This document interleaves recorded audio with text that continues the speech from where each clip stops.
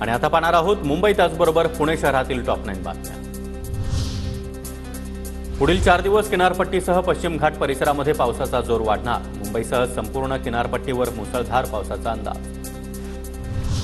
गेल्या 1.5 वर्षापासून मुंबईसह मुंबईमध्ये घरांच्या विक्रीमध्ये विक्रमी वाढ। घरांच्या किमती सरासरी 94 लाख रुपयांवर, घरांच्या किमतीत 10% वाढ।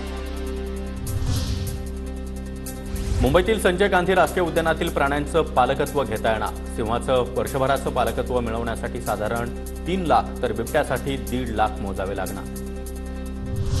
मुंबई ते अहमदाबाद बुलेट ट्रेनचं काम सुसाट। सेवांमध्ये एक्सप्रेस आणि सर्वसाधारण सेवेचा समावेश।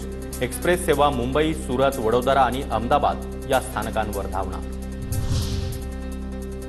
मध्य रेल्वे प्राधिकरणाकडून शिव उड्डाणपूल धोकादायक घोषित। शिव पुलावर अवजड वाहनांना बंदी, तर 17 जुलैला मोहर निमित्त नागरिकांना पुलावरून प्रवास करणं टाळावं, प्रशासनाच्या सूचना।